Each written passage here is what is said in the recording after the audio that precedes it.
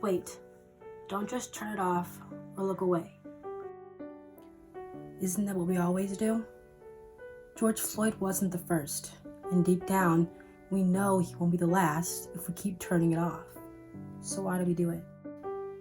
The truth is, we don't want it to hit deep. The fear, the hurt, the undeniable truth that innocent African Americans die simply because of the color of their skin. It's scary. I get it. We let it scratch the surface though. We post justice for... But then we just return to our normal lives without intentionally changing our mindsets. It's time to wake up. We can't spark change outside of ourselves if we aren't brave enough to look at our own hearts first. Once we take this first step, we'll make several realizations. One being the fact that we can just return to normal lives shows that we're privileged. Let's do a quick vocab lesson. To be privileged is to have a special right, advantage, or immunity that someone else does not have. Take a minute to think about what that looks like for you. Pause the video if you need to.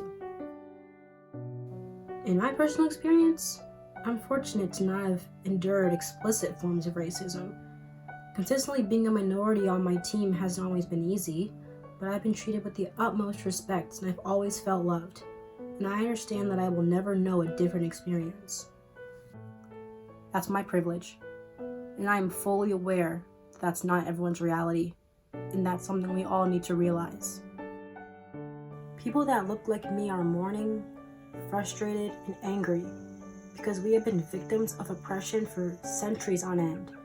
We're fighting for equality, for justice, for our lives. Right now you might want to say, but Gabby, I do care, I'm not racist. And I'd say I believed you. I bet you have fantastic character. But I'm afraid that's not enough anymore to just not be racist. So that's why I want to share a story with you from this book called Love Does by Bob Goff.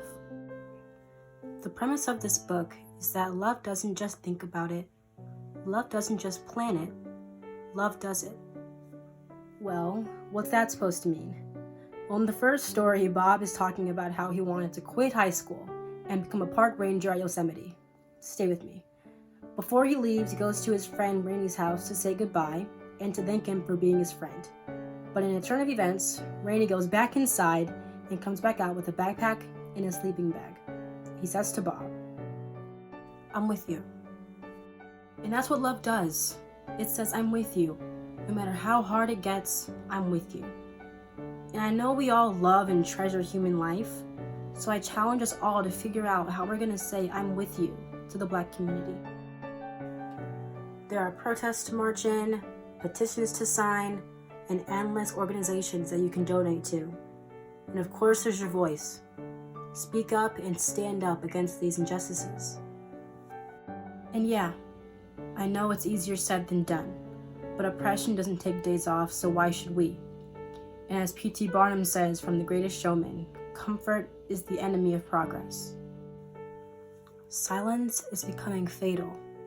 Ignorance can't be an excuse. Educate yourself. There's so many ways to do this. Start by listening. Listen to African Americans talk about the racial injustices they have faced. I encourage you to ask questions, but more so, to believe them. Research documentaries and movies that uncover the personal experiences of African Americans, and take the time to self-reflect. Listen to podcasts that show how racial inequalities have become so ingrained in our institutions that they've become invisible. If you don't know where to start, wait until the end of the video, where I'll list all kinds of films and podcasts to give you some ideas. Some of them I haven't watched or listened to, so I have work to do too. I'll also list petitions that you can sign and organizations that you can donate to. Remember, this is everyone's fight. Don't turn it off. Don't just return to normal life. Realize your privilege, get uncomfortable, and make a change. Love does, and it's time to go do.